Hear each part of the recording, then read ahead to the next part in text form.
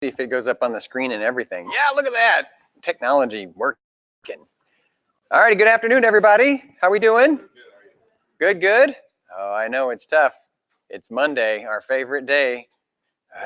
But we all have to do it. It happens. It's unavoidable. What are we going to talk about today? All kinds of fun stuff, actually.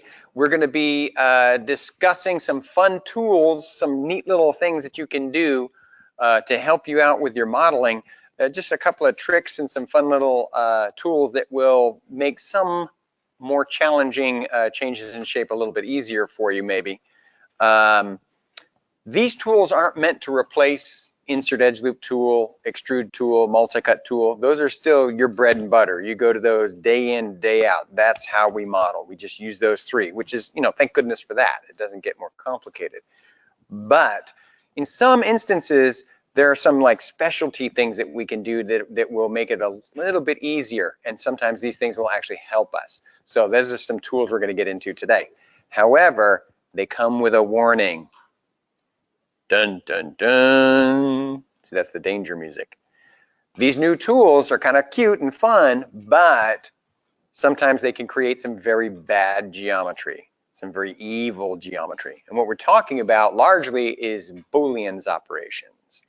Now, Boolean's operations are tools that some people really like to use. Very few of them use them properly, though. And so what we're going to talk about today is the importance of edge flow and good, clean, happy geometry, because it's always a good idea to talk about that over and over again so we don't forget, because we're going to delve into these tools that can sometimes create dangerously bad geometry, which we hope to avoid. Gesundheit.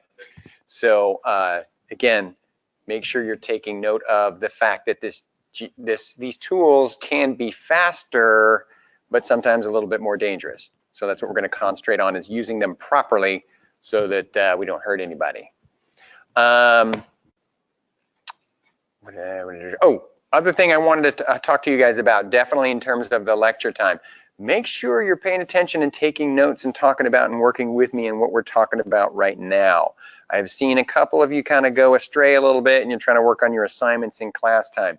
You've only got 2 hours in here with me. That's not that much time.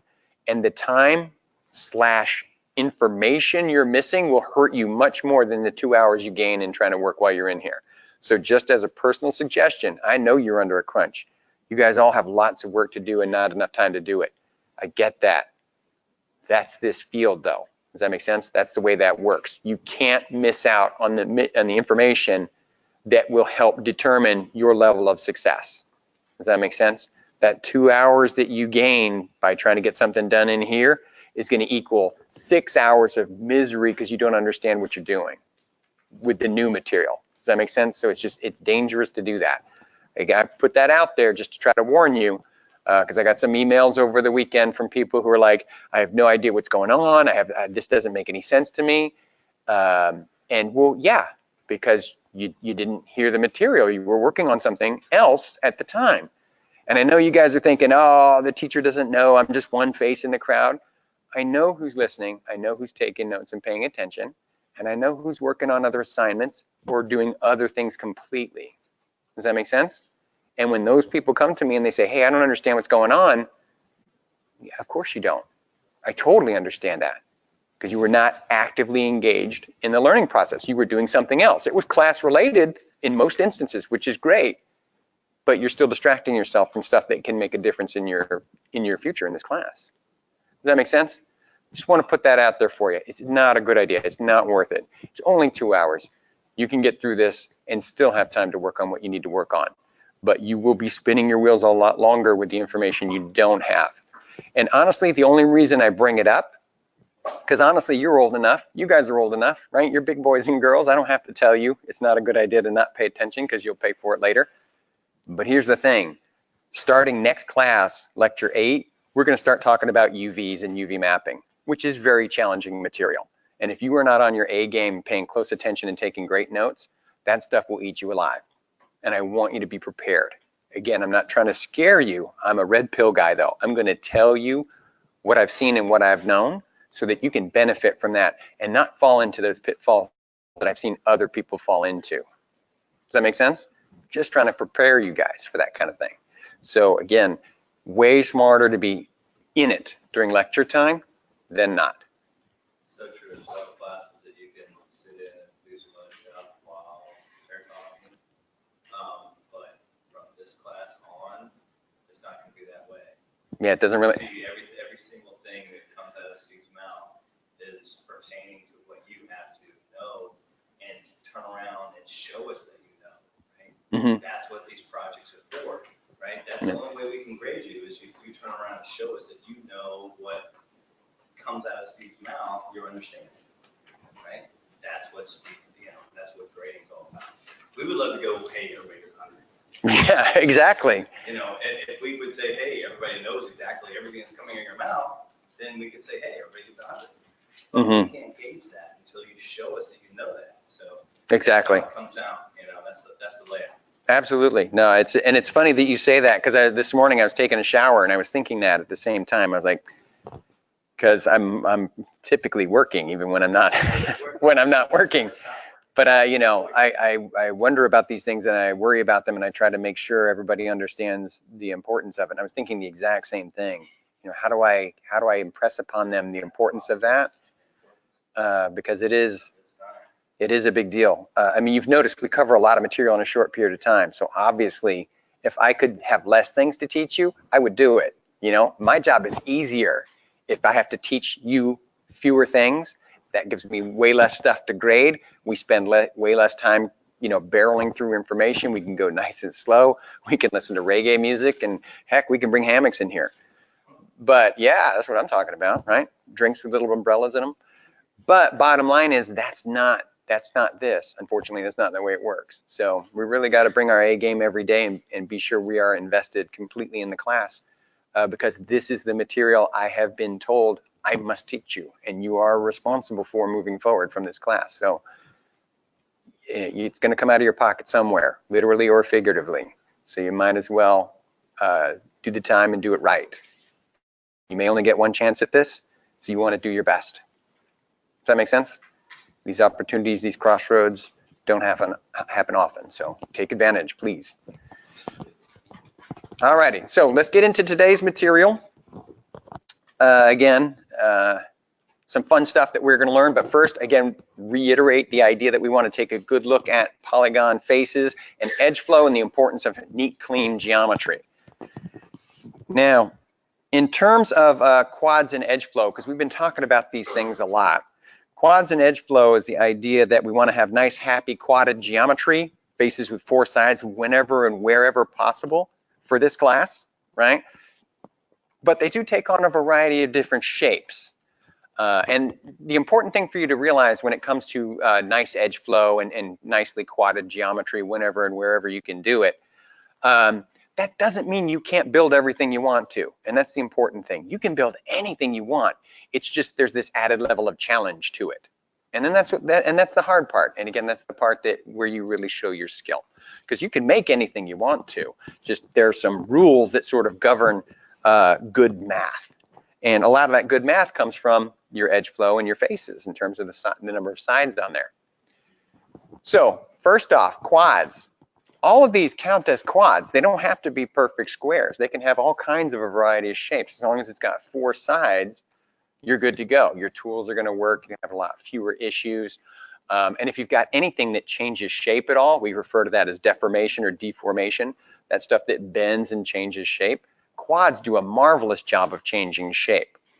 And you might be wondering, well, what are the problems with geometry that's not quadded in terms of changing shape? How can that cause issue? Now, we've talked about polygon geometry and the components on there. Which component tells Maya how to light geometry? Do you guys remember? The normals do that, right? So what happens is every face has got a normal on it and it reads light information. And when it comes to a face, as that face changes shape, it might change how much light or shadow it gets. Does that make sense? So quadded geometry bends and folds very neatly and very predictably and very gently from one transition to the other. So we go from shadow to less shadow to less shadow to full light. And it's a nice, beautiful transition. Edge flow that's not so good and other shapes and geometry. When that geometry bends, you get like this crinkling, pinching that happens. And I know you've seen low poly games where it looks like there's like the body is made of plastic or glass or something, and there's stuff just sticking through each other when it bends. When that stuff changes shape, it goes from shadow, shadow, shadow, shadow to light instantly. There's no smooth transition. And what that does is it creates a popping or a flash on the surface of the geometry that suddenly gets brighter. And you and I both know that the human eye is drawn to the brightest element in any scene. So we see a sudden change from dark to light like that, and we're like, what's happening? Their skin's lighting up. Do they have powers? You know, that's our first thought. So again, that geometry, squares, nice rectangles, they bend and change shape nicely and neatly. And that's not just skin. Anything that bends at all will give you that same effect. So again, in terms of the things that are good and easy to calculate, quads are the way to go. And when Maya creates a final image of things, it takes a four-sided face and it turns it into two triangles mathematically, and it calculates very quickly and beautifully. When you have other irregular shapes, it's harder for it to do the math. Therefore, your renders get longer and or lead to crashes. Does that make sense? So there's many reasons why we want to stay with this design or this configuration. Now, that's not to say you can't have triangular shapes, because you can do that. We've learned that even though that looks like a triangle, that's two edges because of that one vertex. So that's totally fine. That's acceptable.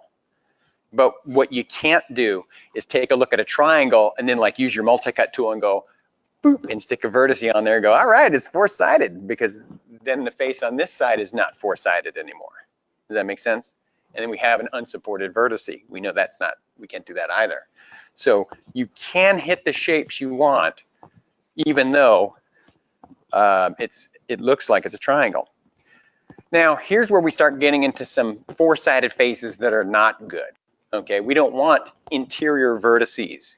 Do you see how one of them is kind of inward compared to the rest of the face? You know, that's going to give us some unusual geometry, definitely. And we talked about non-planar, the idea that when there's sort of a fold in our geometry and there's not an edge to support that change in shape, that's problematic as well. And a good hint that you need another edge there or more faces, something to accomplish that detail. So again, these appear to be four-sided, but not necessarily good. Does that make sense? Get a hell yeah on that? Yeah. Okay, good. Oh, hey Brian, did I show you my pin, by the way? Yeah, Marcus and Sarah got me a pin for my birthday. Can you guys see it online? It says, "Can I get a hell yeah?" It's pretty cool. All right, so anyway, can I get a hell yeah? So again, we're going to try to avoid those weird shapes. Now again, if you look at this scene, you might think, oh my goodness, look at how crazy detailed it is. Look at how elaborate that is. There's no way I can build that and everything's four-sided.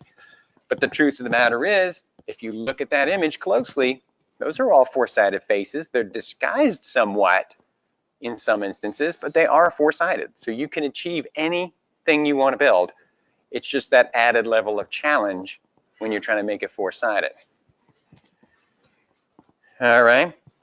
Does that make sense in terms of that? Okay. All right. Let's take a look again, talking about edge flow. Edge flow is kind of like the supporting structure of the objects that you're building. I refer often to the edge flow of a piece of geometry very much like girders in a building. Have you guys ever seen a building when it's being constructed and you see all the girders? That's kind of like the edge flow, because it helps to describe the shape and form of the building that will be built. If you look at the girders, you got a pretty good guess what the building is going to look like overall. Edge flow is much the same way. It's the support behind the shape and the form of whatever it is you're building. And something that I want to put out there for you guys in terms of edge flow that's really handy is to help me visualize and maybe help you visualize. If you think of the surface of your polygon geometry as like the surface of water. You know, when you have a drop of water that drips into the water, at the point of impact, it's a pretty severe change in shape where it hits. But as it works its way back into the rest of the water, the ripples get smaller and they kind of feather in. So with geometry, much the same idea. You're going to have some upheaval, some dramatic changes in shape, but then you kind of try to feather it back into the rest of the geometry. And then typically that yields, you know, the most efficient edge flow for the model. Nice, clean, neat, professional looking design. And again, not to say that you're not going to have dramatic upheavals. Changes in shape are what makes things interesting to look at.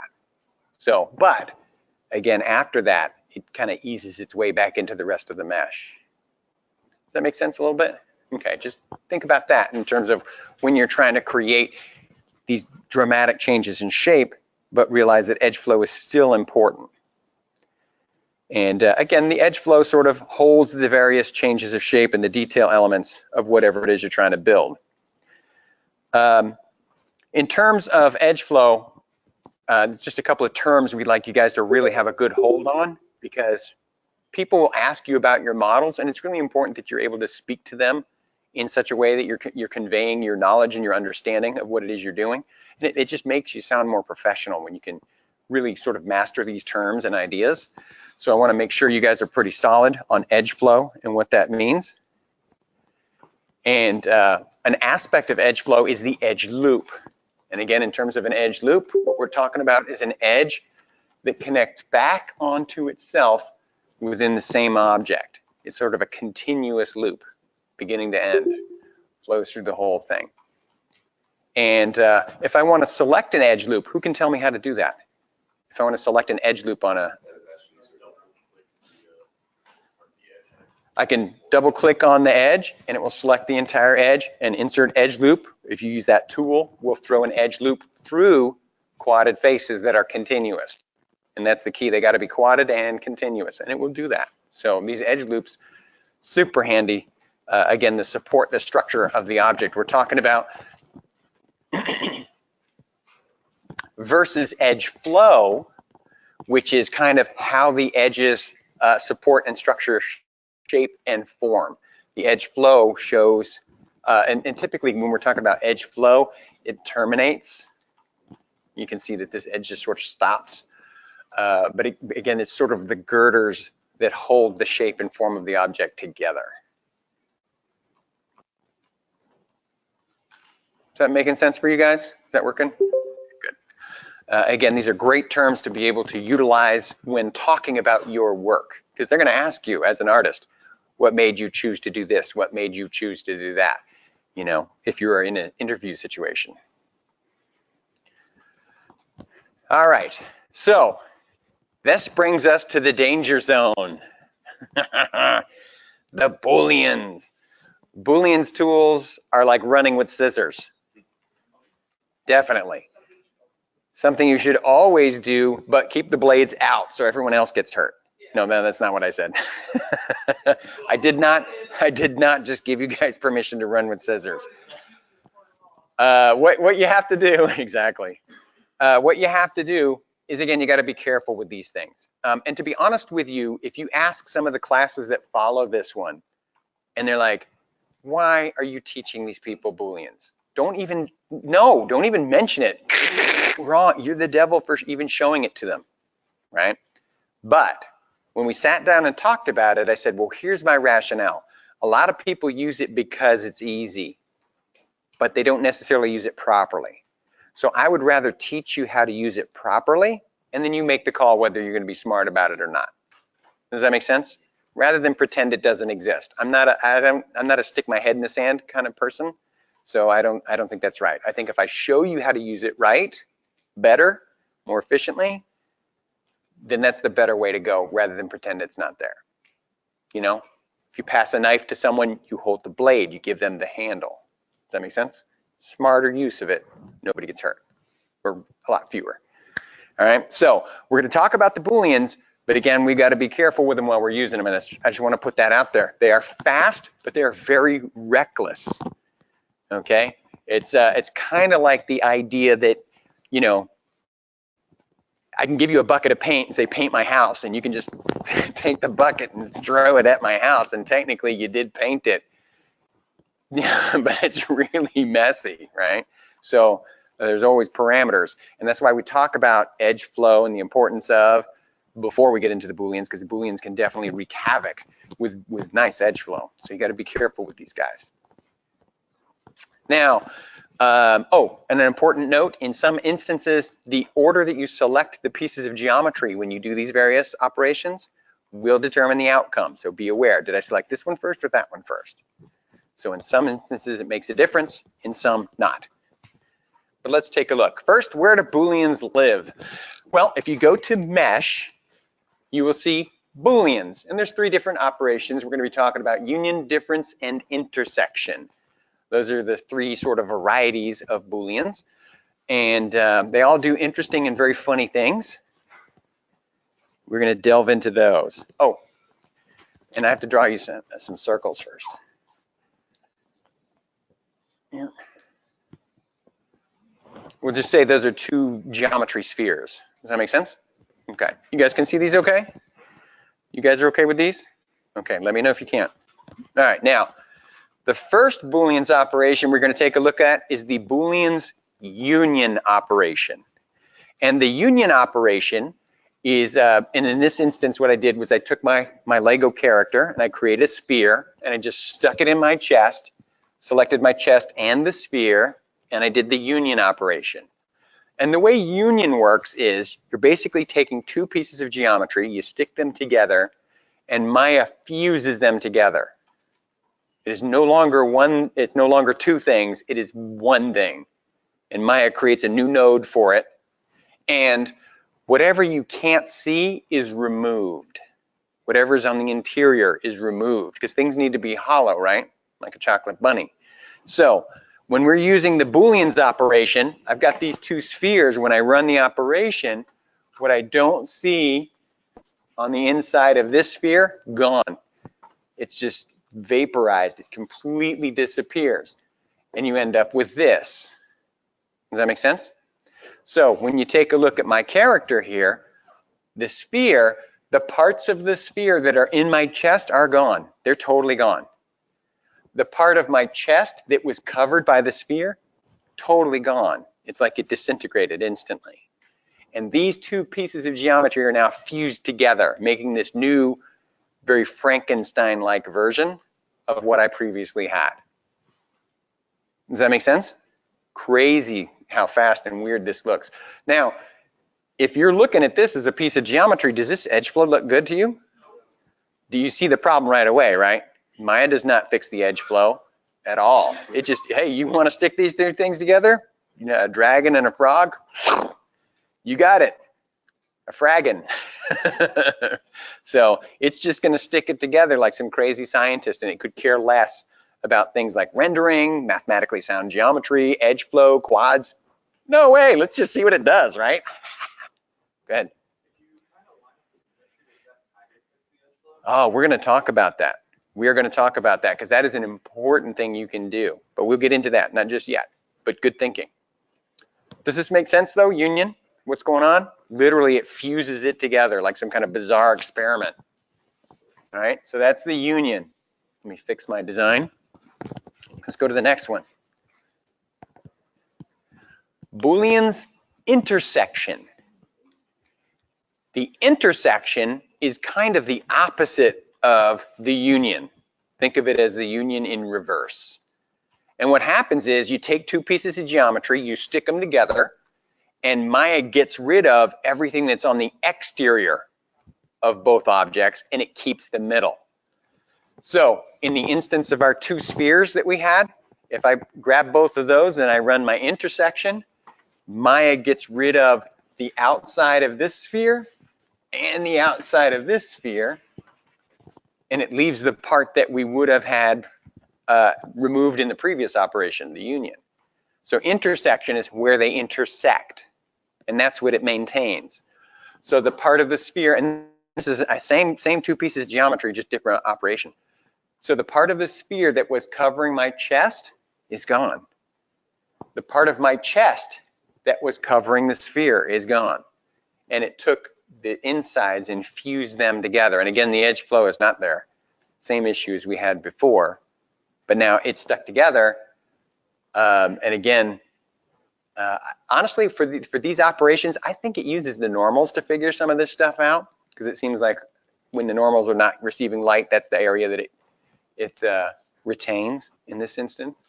But anyway, in terms of what's going on here, whatever's on the inside is retained, and whatever's on the outside, gone, totally vaporized, fused together in this new Frankenstein thing that has its own node now. And those other nodes have been removed. And again, that's the intersection, where they intersect. Okay, let's take a peek at the difference. The difference, this is an interesting one. The way I like to talk about the difference, it's almost like you're taking one piece of geometry and you're using it to take a bite out of another piece of geometry. Whatever shape the teeth are, that's what's going to be removed from the other piece. And this is where which one you choose first makes a difference. So what happens is, again, I took a sphere and I stuck it in my character's chest and I ran the difference. And the difference, again, is like when you take two pieces of geometry and you stick one into the other, and I take one away from the other, it removes the object as well as its intersection, and it kind of leaves a bite out of the other piece. It removes it, like surgically.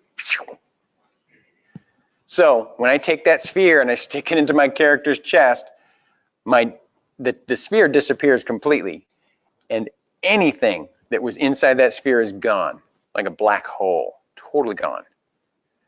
Now, it did create an interior to my chest. It fused part of the sphere with my chest in there, so that's not wide open in there. But it goes right through me. Does that make sense? And again, that's that difference one. It's taking a bite out of it. Now, you might think, okay, well, why the heck would I want to use any of these things? Because they seem a little crazy. Well, what if I'm trying to make like a piece of cheese, right? Piece of Swiss cheese with some nice curvature in it. That would be really hard to do using the extrude tool, but relatively easy using Boolean's operations, but we have to use it in a smart way. Does that make sense?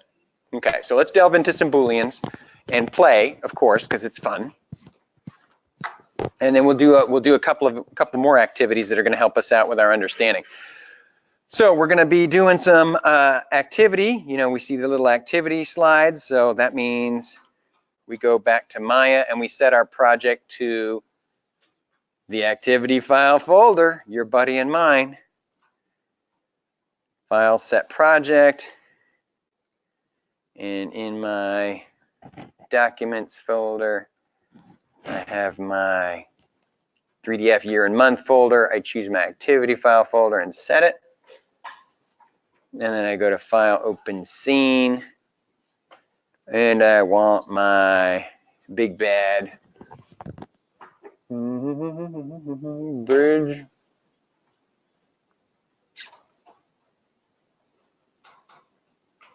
Bevel block out. Booleans, there they are. Booleans activity.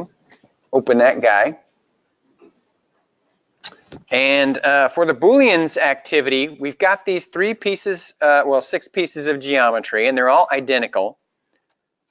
And what they are composed of is, or are 3 cubes with 3 cylinders thrust about 2/3 of the way in.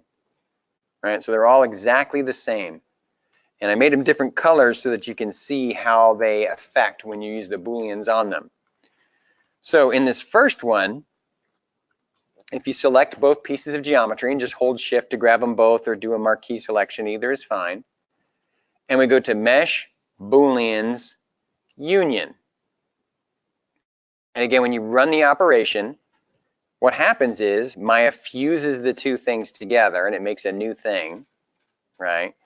And I'm going to show you in your side view here what's happening. Here's before, after, before, after. And basically, the part of the cylinder that was inside the cube is gone, and the part of the cube that was inside the cylinder is gone, because I can see right up into the cylinder from the cube, which I could not do from before. Now, if you look at these, you can see, oh boy, yeah, Maya's kind of trying to connect things to each other, but you know this is definitely not a 4-sided face, it's left behind, right? So that's going to be a little bit problematic. We're going to talk about how to fix that. But again, this is the union operation. All right. Now in this one, if I select both pieces of geometry, mesh, Booleans, let's do the intersection. And with the intersection, it takes the outside of both and gets rid of them. So just so you can see, I'm going to go over here to my side view so you can see what's going on. This is before, after, before, after, before, after. And what it's doing is it's taking the top of the cylinder and the outside of the cube, and those things are going away. But it is, you notice the cube is yellow, it is fusing the part of the cube that was inside the cylinder with the cylinder.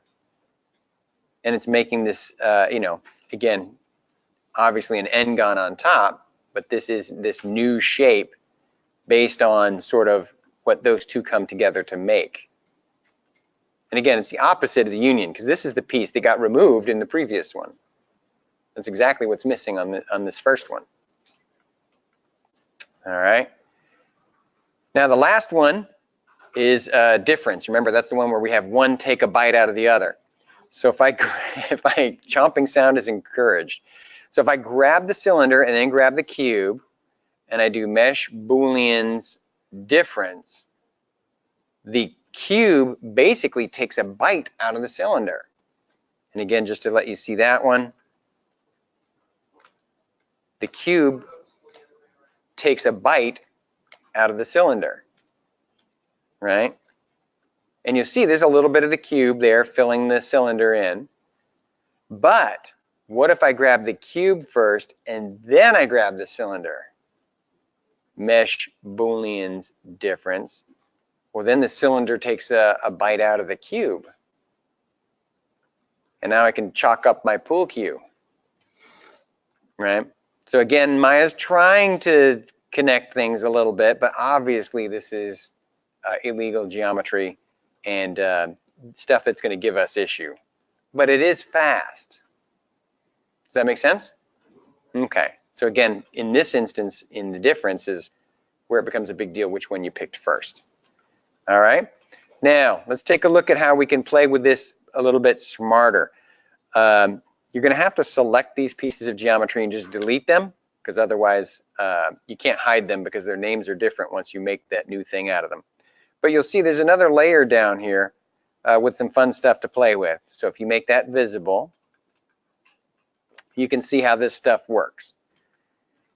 Now, in terms of geometry, we always want the edges to line up and attach to each other and be four-sided. So when I look at this shape here, getting a cylinder and a cube to merge, which is basically what we were doing in our previous example, you can see that every edge on the cylinder matches with an edge on the cube. And that's what makes that mathematically sound. And that's we will have fewer problems with this, this piece of geometry than the previous example. Now, when it comes to Booleans and trying to use those, we really have two options on what to do with the edge flow to make it better. We can either fix the edge flow after Maya scrambles it like eggs, or we can prep it in advance. And either is fine, but realize there's going to be some work either way. Does that make sense? So we'll try it first cleanup style. So if I grab the two pieces of geometry and I go to Mesh Booleans Union, Maya fuses them together.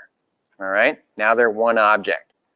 But the problem is I obviously have some really huge n-gons here. So what do you guys think I would have to do? I'm going to have to use multi-cut, absolutely, and probably insert edge loop to help fix this. So in order to make this work, I'm going to go to my mesh tools and get insert edge loop first. And what I'm going to do is drop a couple of edges in here, and you can see, you see this crazy shading starting to show up? Do you see those faces that are turning black and kind of dropping out? This is Maya's cute little way of telling me this is not happy, this is not good. Somebody hold me, I'm frightened. Does that make sense? So Maya's freaking out a little bit here. So I'm going to have to look at my insert edge loop tool options here. And I can see that fix quads is turned on, which is again it's trying to fix the quads, it really can't. So I'm going to turn that off, and that should help me get this working properly. No, still doesn't want to do it. I'll take off the autocomplete also. No, that's not going to help me out. Let me see, what else do I have on? Let me reset the tool, see what else we got in there.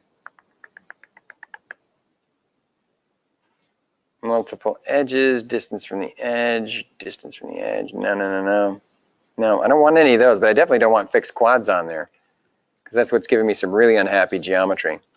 But anyway, what I'm going to have to do, I might have to restart Maya actually, but what I would end up having to do is get rid of these edges here and here, just get rid of those guys. And ultimately what I would end up having to do, if my insert edge loop tool was working, is I would drop in some edges here and here and here and here like that. And I would have to, well, I might even be able to try to line them up. Hold on one second. Let me see if I can even try to get them to line up. Try to get them to match up with some of the edges I've got in there already. That's not too bad. But like I said, typically what ends up happening is Maya will cut in the edges on the sides, the bottom, and the other side, no problem. But typically it won't cut these faces on the top because they're n-gons. So what you end up having to do is use the insert edge loop tool to put some edges in it first, and then you can switch over to your multi-cut tool and use that one to connect some of the other edges together. Oh, and you see it doesn't like that at all. So let me try going, I'm going to try to do it in reverse and try to connect it from the side to the middle. Look at that. Isn't that cool, Brian? Yeah, that's 2018 love right there. But you can see the problem I'm running into is Maya's really not happy with this piece of geometry. Because to be honest with you, it is a Boolean's operations driven piece of geometry, which means it's a bit of a freak. It's a bit of an anomaly. So weird stuff starts happening. Tools start to not work so great sometimes. Files can become corrupted and get really squirrely crazy. Basically, it's like the demons and the devils have all taken over your laptop, and all kinds of crazy stuff can start happening.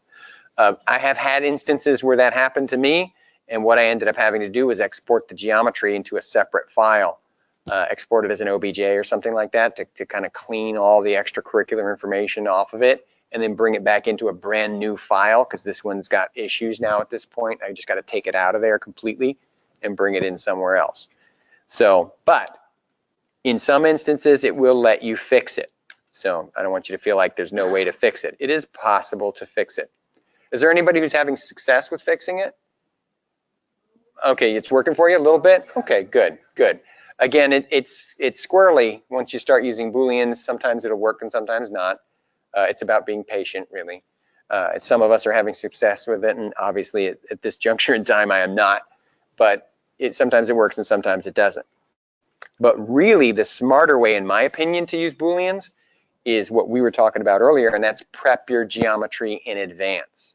And what you want to do there is take a look at the two objects that you're going to be connecting to each other and try to imagine the edge flow it would take to be able to actually connect them. So what I like to do when I'm using that type of thought process is I will go to my shading menu, which is usually where I go for X-ray and stuff like that. But you'll notice we've got something called wireframe unshaded. And what that does is it basically makes your geometry so that it is shaded, but I can also see the edges at the same time. Does that make sense? Okay. So now when I look at this, I can see, okay, this edge has something to attach to. This edge has something to attach to. This edge does not. There should be something here. So I can see where the problem is. So what I'm going to do is I'm going to put those edges in before I run the Booleans operation. So what I'll do is I'll select my geometry, and you see how it's frozen here in terms of its transformations? What's cool about that is it will hold its position. So if I move this geometry, if I plug in all zeros, it's going to go right back where it's supposed to. So again, that freezing transformations, it's not just good math for Maya. Sometimes it helps you as the modeler get a piece back to where it was before. So what I'm going to do is I'm going to take this piece and just move it out of the way. And I'm going to go to my mesh tools and I'm going to get my multi-cut tool out. And what I'm going to do is come over here to this cube and I'm going to cut and I'm going to go all the way across to the other side. And then I'm going to come over here and do the same thing. Go to the corner, go all the way across, and anchor it down there. So now, when I select my geometry here, and I plug in all zeros so it'll go back where it's supposed to go, every edge on my cylinder has an edge to attach to on the cube. So I know this is going to be a good, smooth attachment. So now I grab them both and I go mesh booleans union, and that works out just fine. No problems at all. It attaches right to each other. And again, in terms of, you know, trying to fix it afterward, it tends to be messier looking. It tends to be a little bit more irregular. Does that make sense? Not quite as neat and clean. So, you know, in trying to make it look more professional, it's a little bit better, in my opinion, to put the edges in advance and then bring those two pieces together.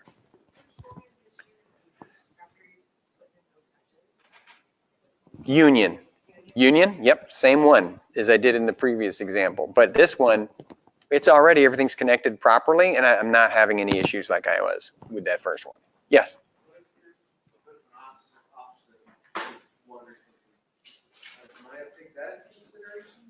If there's an offset?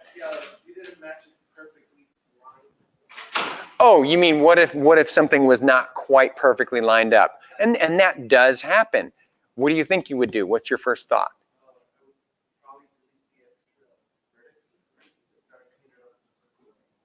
You could merge the vertices. Absolutely. That's a great tool we learned how to use. Could I go back to this model and merge a bunch of vertices together that I feel like didn't attach as perfectly as they could? Absolutely. Let's go back in there and do that. Let's clean it up, you know? Yeah. Your instincts are correct. Yep.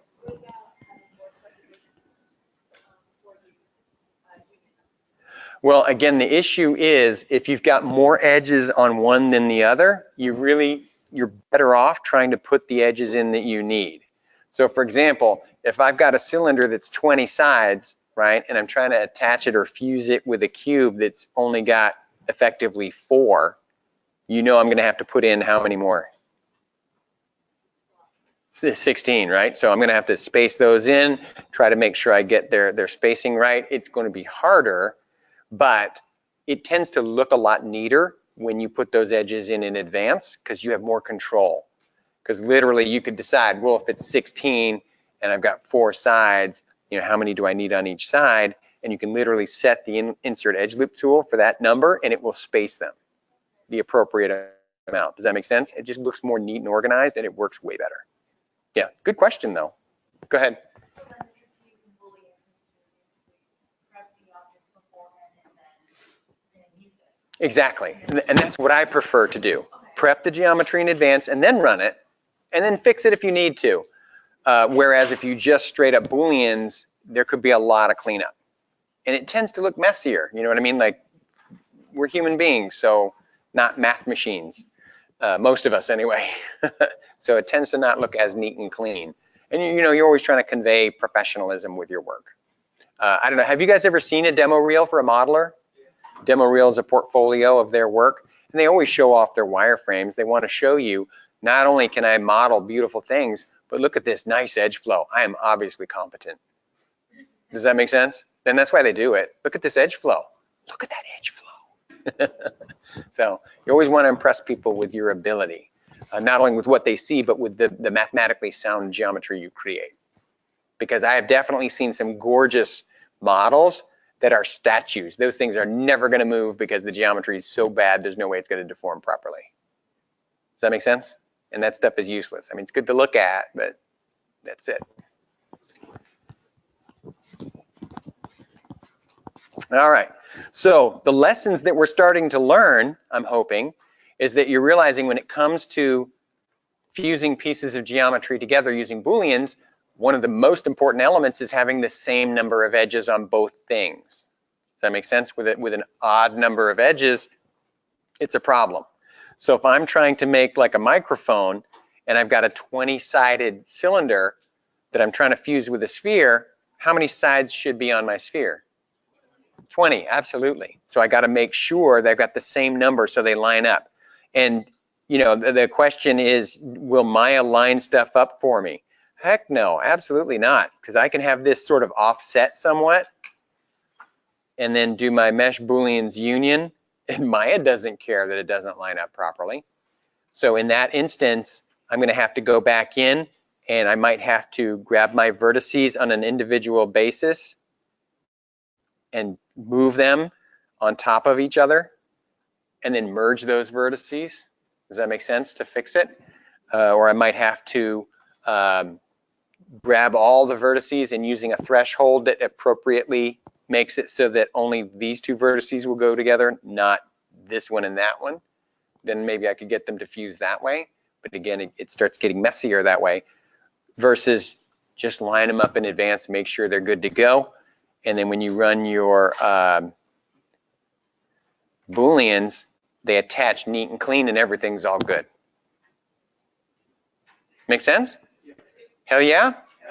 Okay, now, but here's a very important thing to think about. Yes, it is very difficult, and for those of you who have tried to wrestle with the ladybug already, trying to create a spherical antenna ball off of the end of a cylinder is very hard to do. Spheres are, you know, I hate to use the word, but spheres are perfection, and it's super hard to get a nice looking sphere when you start with a cylinder and try to extrude a spherical shape out of it. So you might think, I got to do it with Booleans. There's no other way. It's not going to happen. But the question asks itself or begs itself, is it the tool or am I thinking about my construction wrong? Maybe there's another way I could model this and it would be way easier. For example, if I wanted to, what if I pulled a cylinder out of the sphere? Start with the harder shape and pull the easier one out of it, right? So what I'm going to do here, I'm going to come to my sphere, go to face mode, and I'm going to grab just the faces on the end here, right? And just to show you what I'm looking at, just those guys, right? And then I go to Edit Mesh and choose Extrude. Now, when the tool first pops out, you'll see if I try to move with the extrusion, if I try to pull it out, it sort of flares out a little bit, which is kind of cool if you're making like rocket cones and stuff like that. But if that's not what you wanted, that's not going to do it. But what you have to realize is the extrude tool utilizes the curvature of the faces to calculate how the extrusion is going to take place. So in its default setting. So it's going to kind of, because that surface is curved, when I pull that out, it's just going to continue to be curved and it's going to get bigger. So what I'm going to do instead is I'm going to come up here, and this little icon here will change me between object space and world space. World space is the idea of true axes of y, x, and z. Object space is, we're talking about specifically the object. So there is world space and object space, and they exist within the same space, but they're different. So what I can do is I can actually click this little icon out here, and when I pull the extrude tool, it extrudes on a true axis, the axis of the world, not the axis of the object. So I can pull that cylinder out. And again, in terms of this curvature here, I can switch to my scale tool and scale on that same axis, and that will flatten it out for me. And now, that super hard, tricky, how do I make a sphere out of a cylinder? Well, what if I made a cylinder out of a sphere? Way easier. Does that make sense? Because I don't want you to think Booleans are magic and they can solve everything, because they can't. But in some instances, just the way you're thinking about the modeling, if you can change that, maybe that's the solution. Does that make sense? Okay. So again, you guys can do this as well. Does that object space, world space thing, does that make sense to you at all? Get a hell yeah on that? Okay, just want to make sure, because they exist within the same space. Object space and orientation versus the world. We get that? Okay. Yeah, go ahead.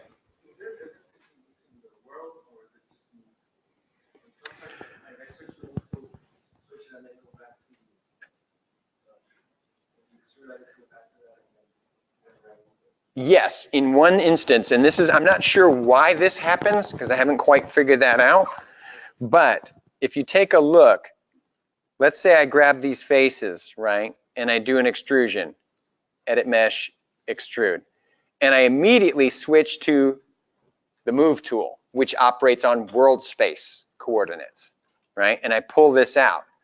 I have the same thing, I've got that cylinder, but something weird happens sometimes, and that is that the geometry is very faceted. Do you see that? It looks kind of like the side of a Zeppelin or something, right? Everything's got sort of flat faces on it.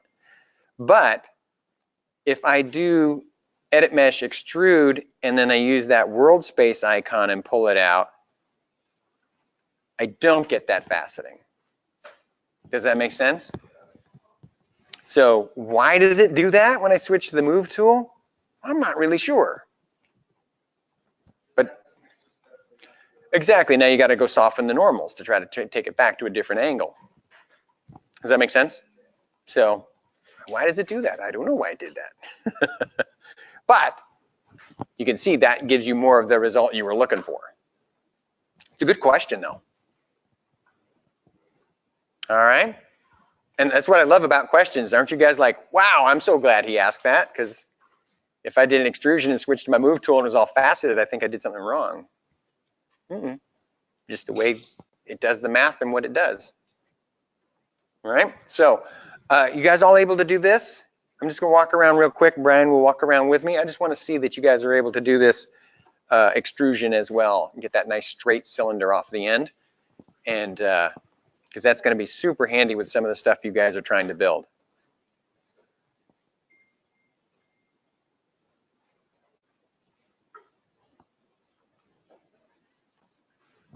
What do you guys think of these Booleans? Pretty neat? They do some pretty cool stuff. Like I said, it's not going to change your world.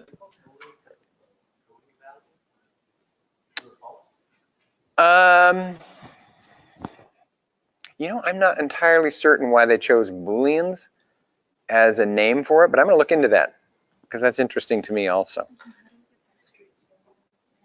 Okay. Yeah, hit Z, let it go back down. Now click that little blue, it looks like a power on symbol there. Now pull the red arrow. Yeah, not the cube, make sure you get the arrow. There you go. I like the idea of Booleans, but I don't think I would ever use it unless I really felt that it would make my life easier. Oh yes, and honestly, that's my take on them. Like every once in a while, I will be having to create a change in shape that is just, oh man, are you kidding me? This is going to be a nightmare. It could. Let me just see what it does. Because if it works, great. If it doesn't, no loss, because again, they're kind of quick. So you can see right away, was that a good call or not? But I do typically avoid them like the plague. Because again, it makes really kind of crazy geometry. And I end up having to fix it, and weird stuff starts happening with your tools. Because like I said, you've sort of created an anomaly mathematically with this stuff.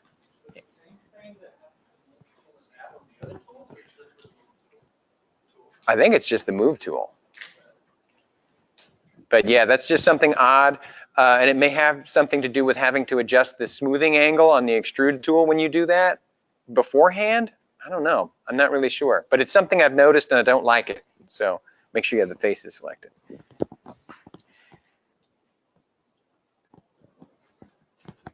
You guys having fun? I see you guys playing with the Booleans. It is pretty cool, I have to admit. If you're not actually modeling something, it's fun to just shove shapes together and Boolean the heck out of them, just to see if Maya can take it.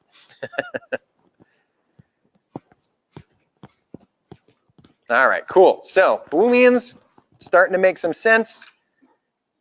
That's good. Like I said, it's not meant to change your world as a modeler, but in some instances, it can help you with something really tricky. So when used properly, it's nice. And again, I'd rather show you because a lot of people use it and don't use it properly. All right, next little thing I want to show you guys.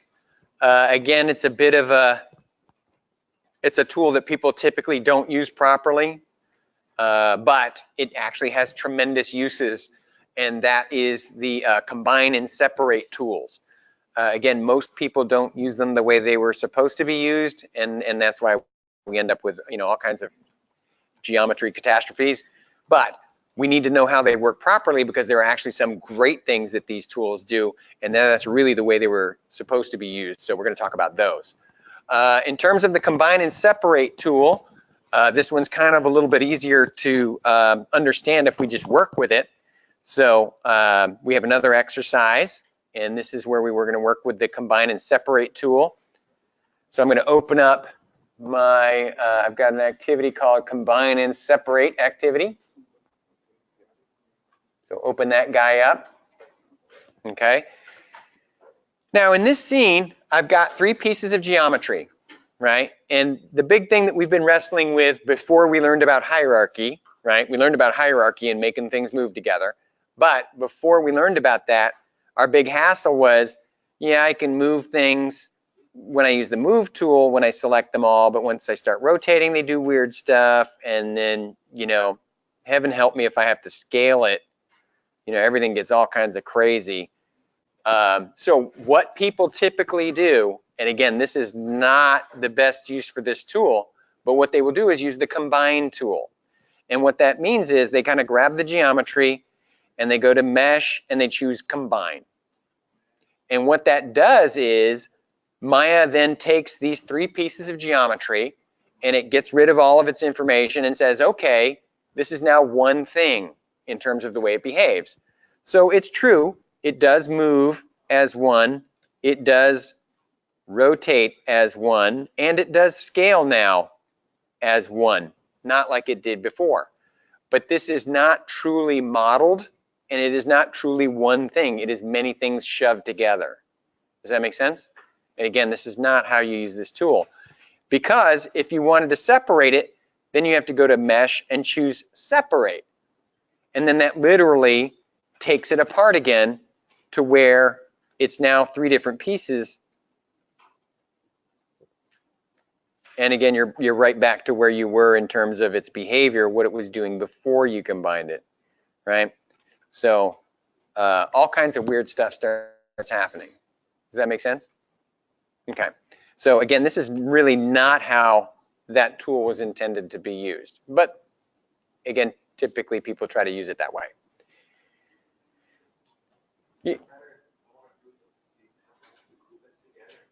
Yeah, that's right. Grouping, parenting, that's how we get stuff to move together properly. Exactly. And that's why I showed you guys that stuff first, because I wanted you to know the right way to make stuff move before we got into, what you'll see on YouTube.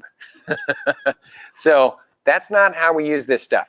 The good way to use the combine tool and the separate tool is when we're actually trying to fuse pieces of geometry together, much like the idea of the union operation or the Boolean, the Booleans operations, the various ones, except that I'm trying to bring 2 pieces of geometry together to make one object out of it.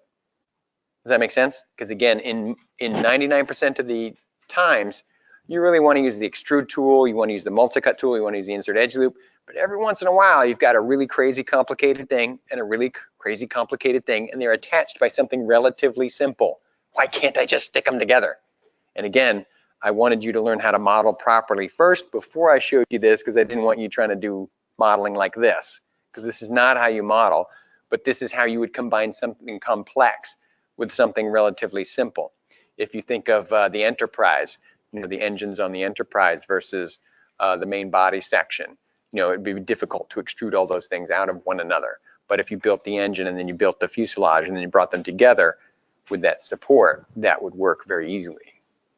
Does that make sense, that kind of thought? Okay. Yes? Earlier, a picture showed up that had a wrench and had lettering on the side. Yes. Did you create the lettering separately? I did create it separately. No, those are, I think, parented actually. Yep, so they travel together. Well, like I said, with the combining, it's not necessarily, it wouldn't necessarily create bad geometry because it's not really connecting it to each other. Does that make sense? What you're doing when you combine things is you're saying that these two are one thing in terms of transformations only. Does that make sense? It doesn't physically fuse them together. And I would much rather use hierarchy because it's a more true representation of what I'm trying to do. Does that make sense at all in terms of making things move? I can use duct tape to hold a tire on my car, but it's not going to go very far like that. Does that make sense? Or I can use duct tape to hold the exhaust on the bottom of my car. It'll work. It wouldn't be necessarily wrong, but it's smarter the other way, in my opinion. Yeah, that's a good question. But like I said, this is really where combine and separate, that's why it kind of came into existence when we're trying to attach two separate things to each other. And again, the big ticket item is same number of edges on both. You'll notice when it comes to these things, it's always that same theme. That's why these things are together. Booleans, combine and separate. We're going to get into the bridge tool. They all follow a very similar ideology in that we need the same number of edges on both pieces or they don't happily attach to each other and keep that good edge flow and nicely quadded geometry thing going, which is what we're always trying to do. Yes. Why would you want to combine the engine with the main body so to group it or pair it together? Just from the standpoint, if you wanted to model it all out of one piece of geometry, because in some instances, and I know you guys remember me saying this at the beginning of the class, what do I need this to do is the most important thing. So you literally might be told by your supervisor, I need you to build the enterprise, but it needs to be made out of one piece of geometry. I don't want grouping or parenting in there. It needs to be a single piece of geometry. Okay, so how do I do that? Does that make sense? So it's always about what do I need it to do? What are the parameters or the technical requirements of this thing that I'm making? What is it going to do? And what does it have to do? And that literally does happen. They'll be like, look, I need you to build me this thing, and it's got to be made out of one piece of geometry. And it might be really hard to build everything out of that one piece, but it's critical for the game engine it's going into that it has to be that way. So that's a great question, though. Why would you? And that's just the one that I thought of right then and there. There could be others that just didn't pop in yet. I'll tell you about midnight tonight. I'll get another one when I'm supposed to be sleeping or working out my taxes. Okay, so let's talk about the combine tool and the way it's supposed to be used. All right, so the combine tool. I want to attach these two cubes to each other because it's critically important that I do so to keep my job.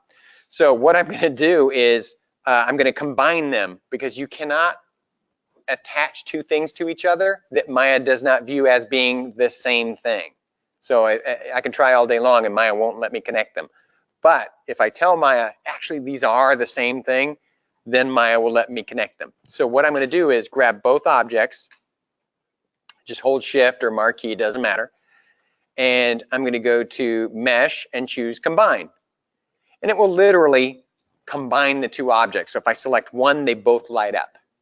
Okay, same as we did before. But now here's where we're going to try to attach them to each other. Now, if I'm going to attach this cube to that one, and I'll just grab the face so you can kind of see what I'm hoping to do. If I'm going to attach these two things to each other, you'll see I wind up with two faces on top of each other, right? Now, did we say that was a good thing or a bad thing?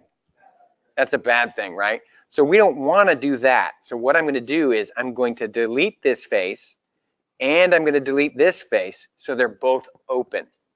Does that make sense? Because when I attach them, then they'll still be hollow like they should be as a model. All right? Now, in terms of attaching them to each other, I'm going to use one of Maya's snapping tools. And these are super cool. If you grab a vertice, right, with your move tool, and you hold down the V key, V is in Victor. V is snap to point. and vertices are points.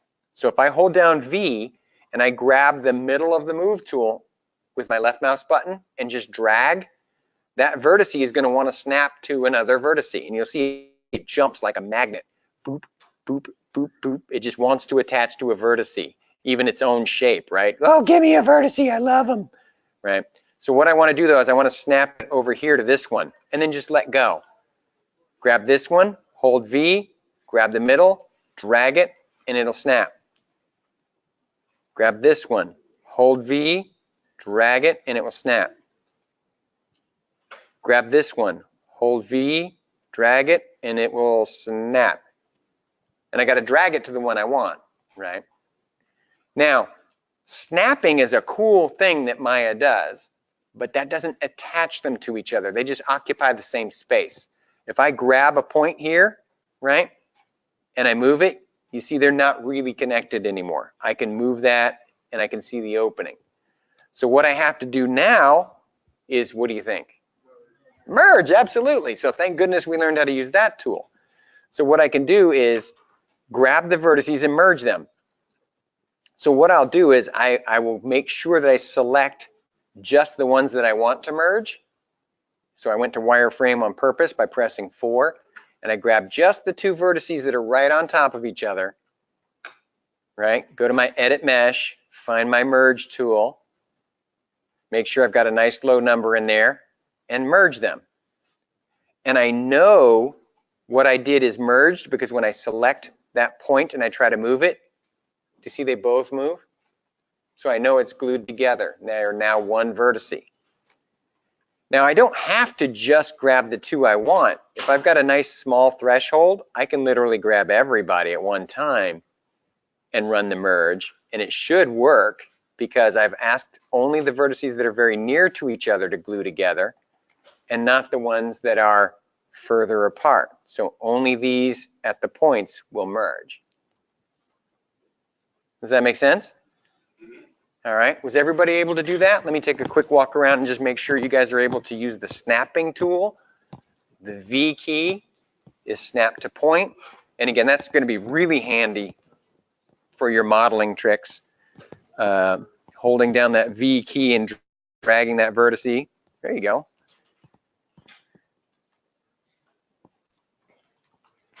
You guys having fun with the V key?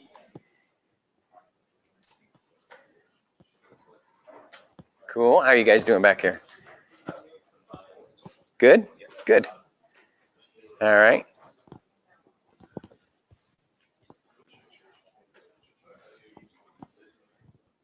All righty. We got some merging going on. Cool. Good, good. Okay, cool. Looking like you guys are doing, yeah, you got a question? Go ahead.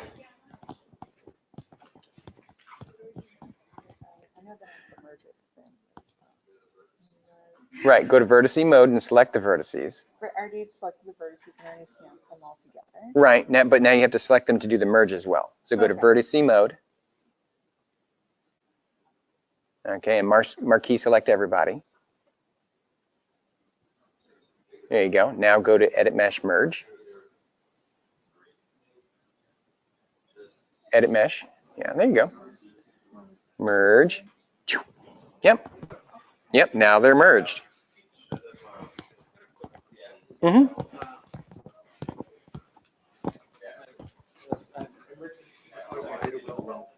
Is there any drawback to using the weld tool? No. No. Because I know, like, for example, I have to delete the faces first because I know if I weld it together, it'll have the faces in the middle. So Yes. like, but it's just, like, let's say like that method and use the combined vertices, would it still have the face in it? Using the weld tool or using? That window. Oh, the merge tool. Yeah, the faces would still be in there. Oh, yeah. Okay, I was just wondering. Yeah. No, it doesn't. Mathematically, Maya doesn't go, oh, you don't need that face and gets rid of it. Does that make sense? It's still going to leave it in there. Yep. Yep.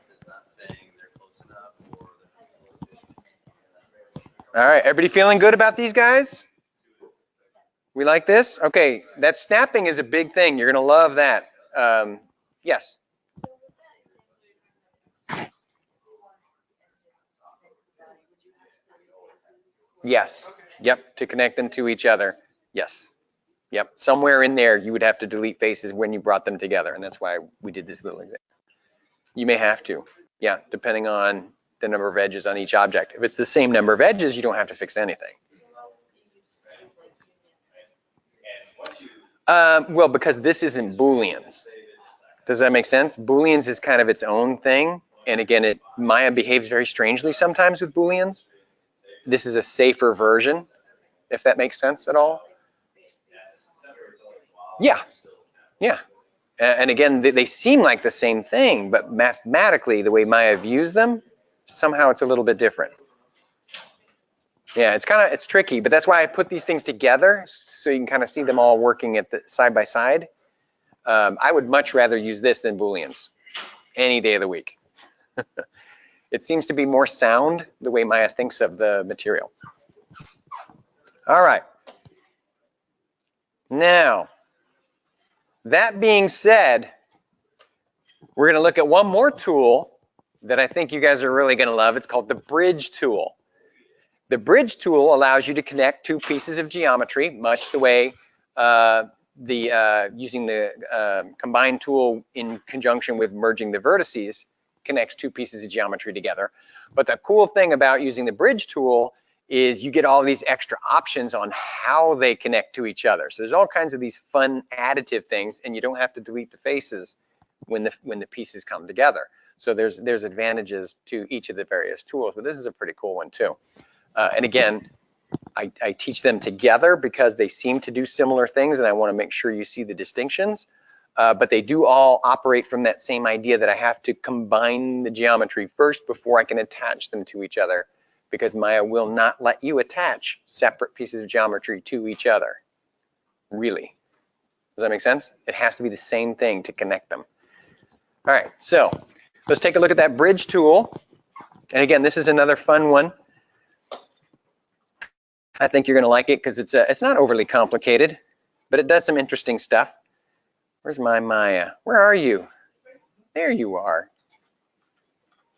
So let's go to File and open the next scene.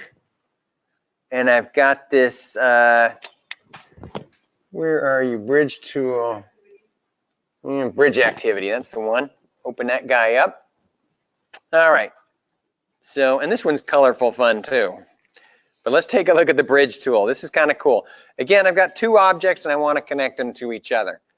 Just like the other ones, I do have to combine them first. So I got to go to Mesh, Combine. And again, this is why that tool was made, really for these kinds of things, not what other people have been using them for. So let's say I want to connect these things to each other. I grab this face and I grab that face. And then I go to Edit Mesh and I choose Bridge. And what happens is geometry is created that connects the two. And obviously you've got to combine them first. And obviously they've got to have the same number of edges or no worky. So I've got these things connected to each other. And now I've got this really fun interactive dialog box that appears when I use it. And this is really some really neat stuff comes up. Number one, divisions. That's talking about how many edge loops are created between these two cubes that I've made. And if you hover your cursor over the word divisions and you move the hold down the left mouse button and move your mouse left and right, you'll see it actually increases the number of divisions in between that connection. Now you might wonder, well, what the heck would I want to increase or decrease divisions between there for? What's the net in that? Well, here's where we get into some other fun stuff like taper. And taper, if you hold your left mouse button down over the attribute and then move your mouse left and right, the geometry actually kind of bunches up. Let me see if I can get it. Oh, it's kind of twisting a little bit there. As you see, that's kind of an interesting effect. That's not really what it was doing for me before, but that's okay. That's kind of cool. You also get this nice twist, and this is what's supposed to be twisting. this twist capacity. And obviously the number of divisions you have changes the severity and the ability to twist. And again, my taper is not really working, and I think I need to restart Maya because it needs a little bit of a nap. But typically what that does when you run the twist is it sort of flares the geometry out and brings it back in. So I'm just going to let Maya have a little nap here, and I'm going to restart while you guys play with that, just because I want to show you that, that taper and the way it's supposed to actually behave. Because it's pretty cool, I think.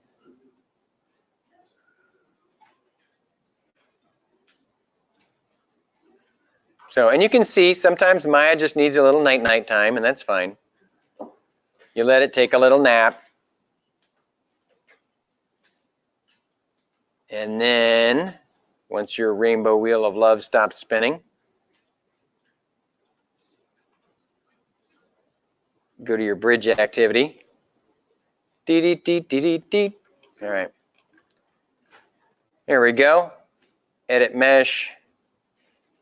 Oh, whoop. First I have to combine them. Or no worky. Then I grab the two faces and bridge them. And let me up my divisions a little bit here. And taper's twisting again. That's weird. What it should look like it's doing, and I don't know if any of you guys have gotten it to do this, but it looks like it's breathing. Is it going in and out for you guys, or is it just twisting? Everybody's getting the twist? Interesting. All right. Because what that... I wasn't tapering until I gave it an up twist, and now it's starting to do the outward thing with taper. Oh, yeah? What did you do? I put in big twist on first and then changed the curve type to blend, and then it started letting me taper bigger. Oh, let me see. Let me see what my curve type is set for. Bridge. I've got it set for the smooth path. Let me see if that'll do it. Let me up my divisions a little bit. Oh, there we go. That's what I wanted to see it do. Somehow mine came off of the smooth path plus curve. Make sure you have that checked as your option. So again, the number of divisions allows you to do a really smooth transition.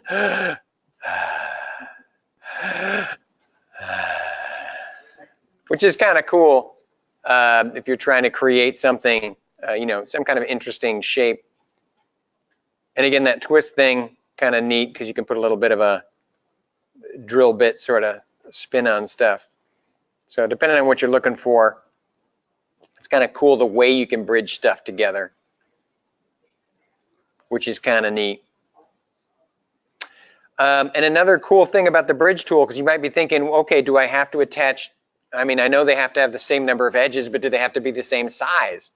No, not at all. You can grab two objects of a totally different size, combine them, and then grab their faces. And you notice I didn't have to delete them. It gets rid of those for you. And it will literally bridge between the two, and wherever they are, you know, it will just connect them.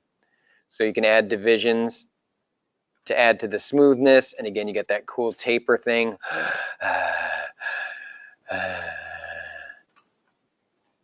Kind of neat. And this one I think you're going to love the most.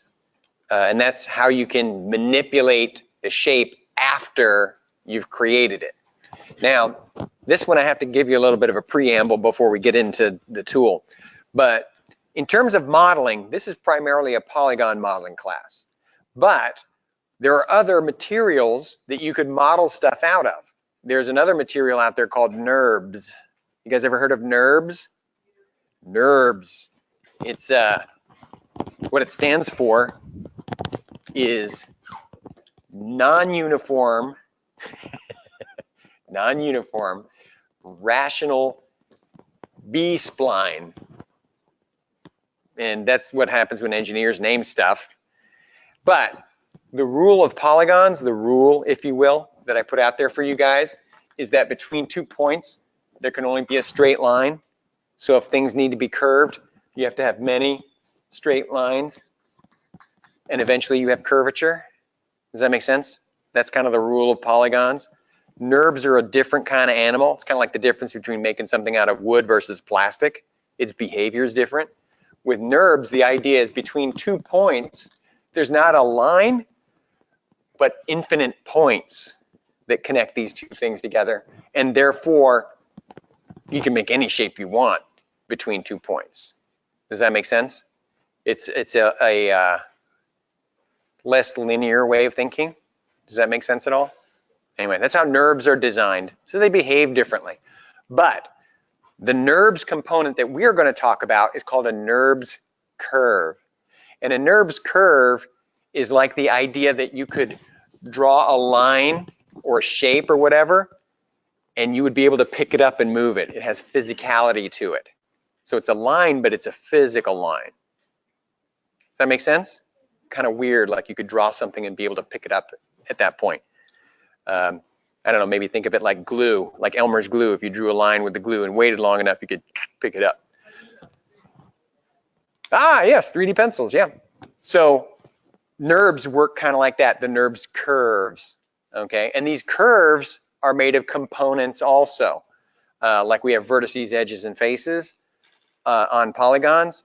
These guys have CVs, control vertices, and things like that that help change their shape.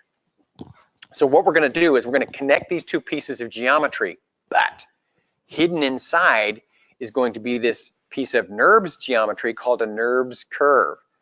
And this curve, the reason we have it is because it will allow us to manipulate the shape of the polygon. Because if we change the shape of the curve, it will change the shape of the polygon. They're kind of linked.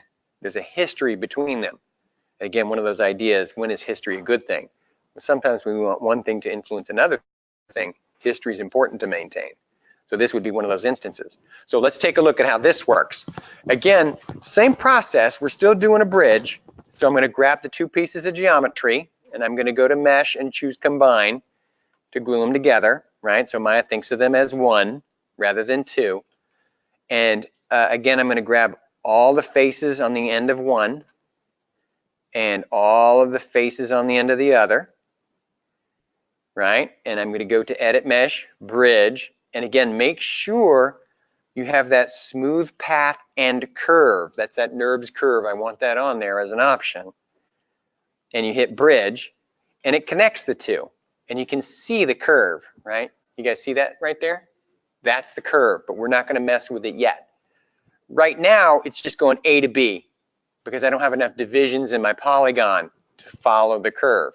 So what I'm going to do is go to my divisions, excuse me, and I'm going to raise them. And as I raise my divisions, it's able to follow the curve better. Does that make sense? And that's what gives me that curvature. Now here's where the cool part comes in. I can actually manipulate the curve and change the shape of the geometry. Now you'll see the curve is still in there, right? It's hidden inside. It's hard to see it. Sometimes you have to go inside to actually grab it. And you can see that when I select the curve, the geometry turns purple, and that's Maya's way of telling me that there's a relationship between the selected thing and what turned purple. So these things are still influencing each other. And then while I'm in here, I'm going to put my cursor over the geometry, just like I do for polygons. I'm going to hold down the right mouse button, and you'll see now I've got different components to choose from. And I'm going to choose from Control Vertex. And when I choose that guy, you'll see, let me hide my polygon so it's a little easier to see. But do you see these sort of purplish, pinkish dots, some of which are somewhat offset from the curve? Those are the CVs, the control vertices. Those are kind of like vertexes on a polygon. So if I bring back my polygons, and I'm going to go ahead and shade this so you can see it, I can grab a vertex and move it, and that actually changes the shape of the object, almost like it's made of Play-Doh or something.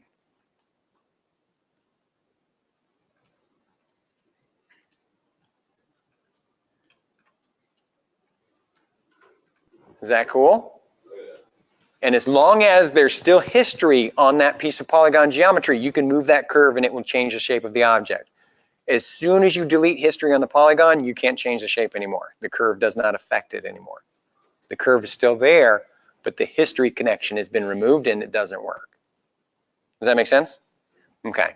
So if you were trying to create something like, you know, a handle on a teapot, for example, that might be a way to go ahead and do that. Does that make sense?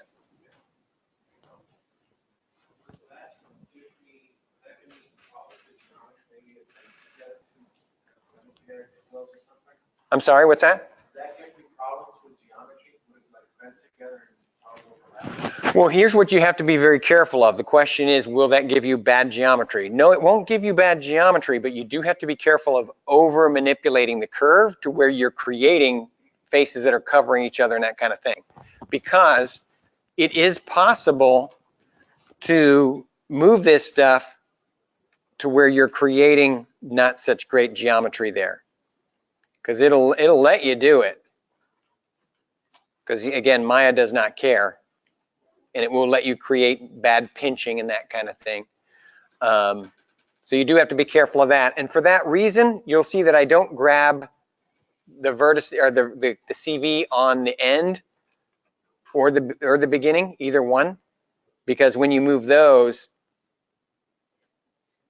you can see some pretty crazy stuff starts happening and it's not good.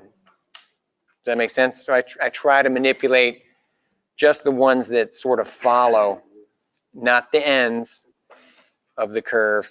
I try to move the other ones towards the interior. And again, if you manipulate them enough, it'll make bad stuff. So there is a limitation to how far you can go with it.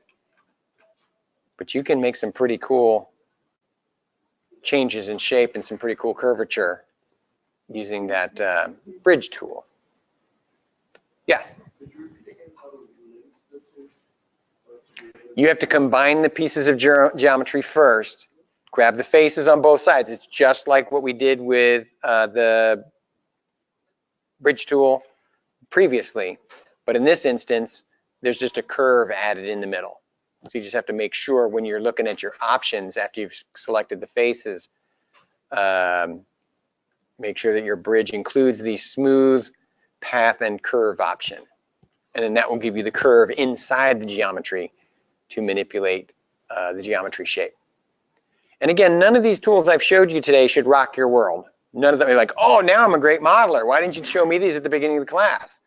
These do not make a difference in your ability to model, but they will give you a little leverage here and there. They're helpful, good to know, but not game changers. Does that make sense? It's kind of like, you know, when you go to eat at a nice restaurant and they, you know, have some element of garde manger, you know, something pretty on the plate that makes it look more interesting. You know, you can't live on just the garnishings. You got to eat the food. So this is lovely garnishing, but not the main course. Yes.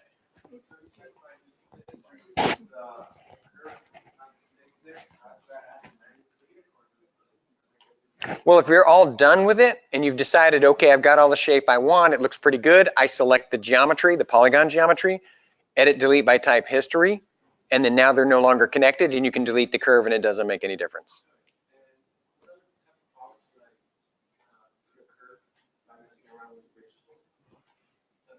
Not that many. Again, as long as both pieces of geometry have the same number of edges, you're not really going to have a lot of problems. And that's why versus Booleans, you know, given an option, I would probably go with something more like this. Does that make sense at all? Okay. But again, these are just little tricks that will help you out of a tight spot once in a while. You know, I don't know, any of you guys golfers? Any of you guys play golf at all? None, not one. Okay. Dang, no, I don't. Well, you know what? I like to go to golf courses and lose balls. That's what I do. So as soon as I'm out of balls, I go home. If I come home and I have more balls than I left with, I win. Or actually, if I come back and I have any balls, I win. But yeah, mostly I lose them. But in terms of golf, there's like 50 clubs in the bag, right? You don't need 50 clubs. You use like 2 or 3 of them most of the time. And then the rest of them are just ballast, and they're good for building quads and glutes while you walk around. But every once in a while, you're in a spot where, wow, that club came in super handy, but you don't use that often. That's the parallel I usually draw. But no golfers in here, so it helps nobody. I don't know, maybe my online friends. Hopefully one of you is a golf ball loser like myself, and you know what I'm talking about. Wii Sports absolutely counts. Always.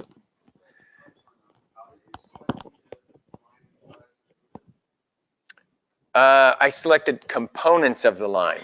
The line itself is called a NURBS curve, and I hover my cursor over the curve and I hold down my right mouse button just like I do with polygons. But this time I've got different components to choose from, and I choose CV. So when you grab the control vertex and you move that, that's what changes the shape of the curve. Make sense? So again, not going to change your world as a modeler, but it could help you out of a tight spot here or there. And they're good to know that they actually exist.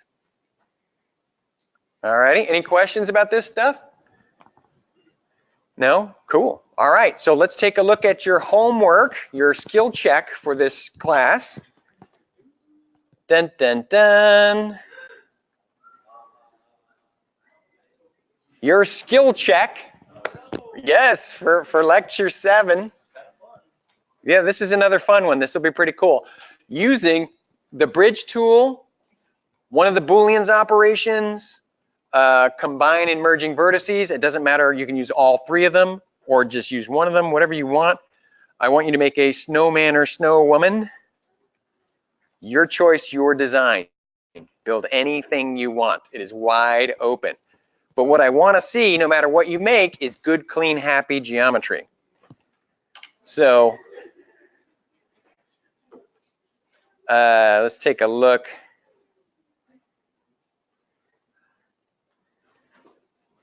Do do do do do do do do do do do do do do do do do do.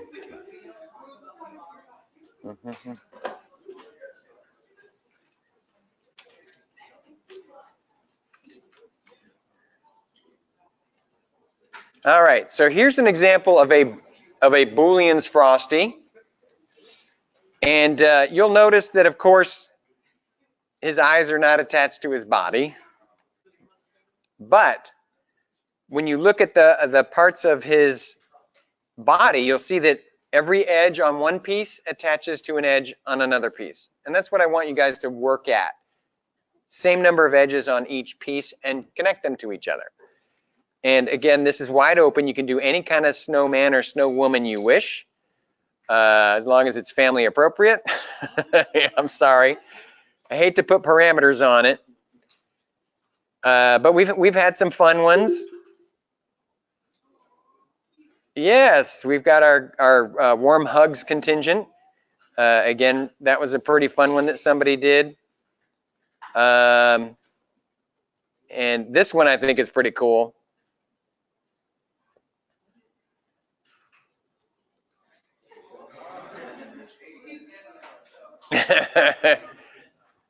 Pretty crazy. So the idea is have fun with it. Do whatever you want. It's wide open.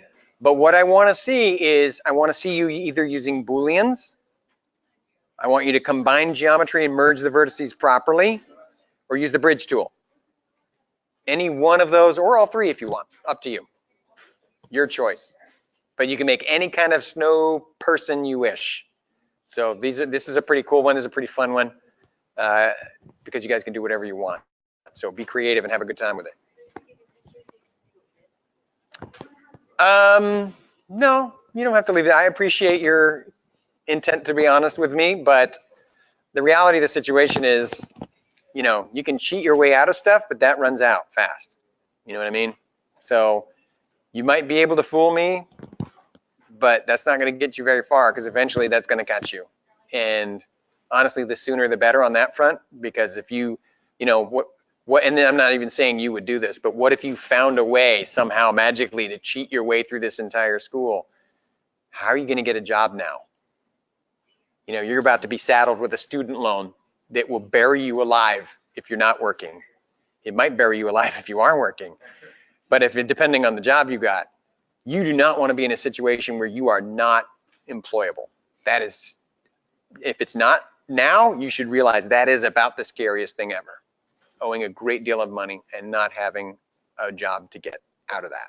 I think what she was asking, I mean, I've been trying to turn everything in, just Mhm. like the assignments, freeze, transformations, delete history. I was Yes. just trying to add a good practice. No, and that's exactly why you should do it. And that's why I encourage you guys, keep deleting history, keep freezing transformations, name your geometry.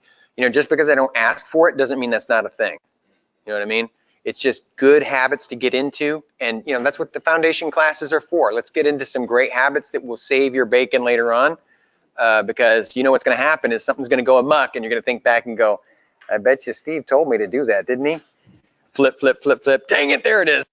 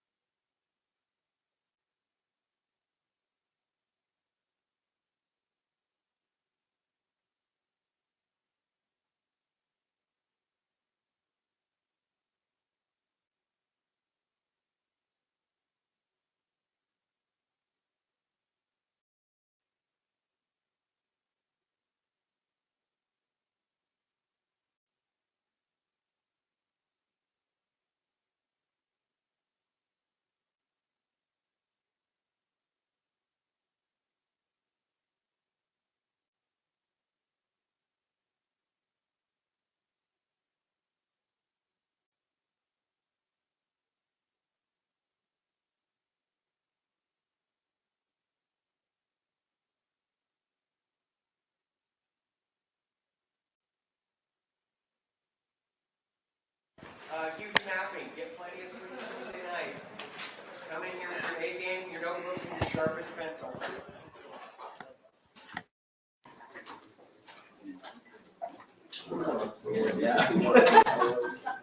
Awesome, thank you. No worries.